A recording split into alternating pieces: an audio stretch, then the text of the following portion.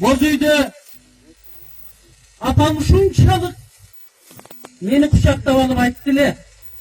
Sadırımı, bir жүрөгүмө, көкүрөгүмө кысып жытынан жыттап анан кетсем, арманым жок эле деп. Кайрып bir убакыттан кийин эгерде ошондой нерсеге Кудай жеткизбесе, анда садырман топурак буйрусун деп суранды эле Кудайдан. Президентке рахмат. Мына ушундай эненин заргакшап сураган Кудайдан тилегин берди. Бул деген Сооронбай Шариповичтин адамгерчилиги. Бул деген Сооронбай Шарипович президент катары түшүнүп турат. Садыр, сен адилетсиз, акыйкатсыз, мыйзамсыз отурганыңы мен ойлойм, жакын арада сен боштондукка чыгасың.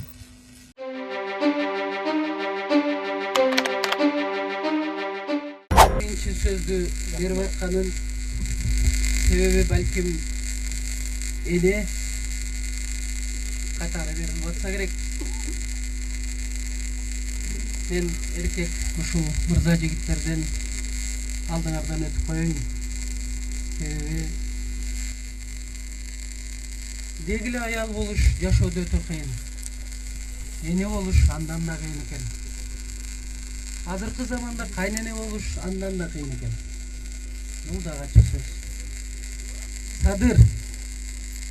Садырдын бир туугандары дегиле ушул эл журт көңүл айтам. Энени жоготуу бул оңой эмес. Өтө оор нерсе. Себеби 9 ай көтөрүп жүрөгүңдө баланы өлүм менен алып урушуп төрөйсүң. Түн уйкуңду бузуп ошол балага өмүр берүү менен чектелбестен тарбиялап элиңе кызмат кыл, мамлекетке кызмат кыл деп ар бир ата эне баласына ушундай жакшылыктарды тилейт. Садыр, сенин атаң да энең да мына ушундай жакшы тилектерди тилешкен. Ата энеңин эмес, бүт эле эл журтунун тилектерин, ошолордун ой максаттарын саясатчы катары сен ак эмгегиң менен актаалдың. Сенин адилетсиздик менен, мыйзамсыз, акыйкатсыз мына ушул түрмөдө отурганыңа 3 жылга жакындап баратат. Бул кумтордун азабынан.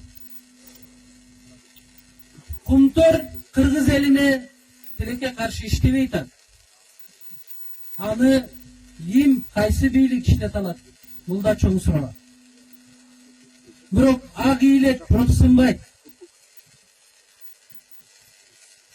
Атаң каза болгондо биз баарыбыз келгенбиз. Мына ошондо шайлоо жүрүп атты эле, саясатчылардын баары да келген. Тилекке каршы мына ошондой 200-дүлүк болот экен кыргыздарда. Боз үйдө апам шунчалык мени кучактап алып айтты эле. Садырымы, bir жүрөгүмө, көкүрөгүмө кысып жытынан жыттап анан кетсем, арманым жок эле деп. Кайрып bir убакыттан кийин эгерде ошондой нерсеге Кудай жеткизбесе, анда садырман топурак буйрусун деп суранды эле Кудайдан.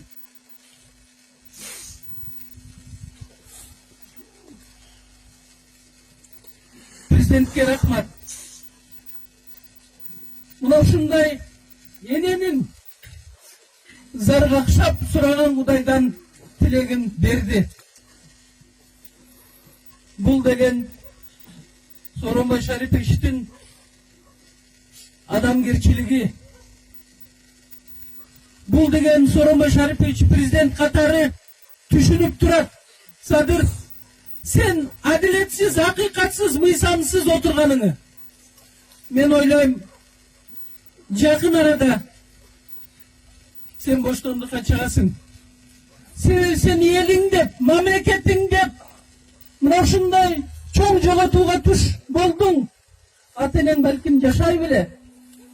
Эгерде сени менен бийлик мына ушундай адилетсиз мамиле жасабаса,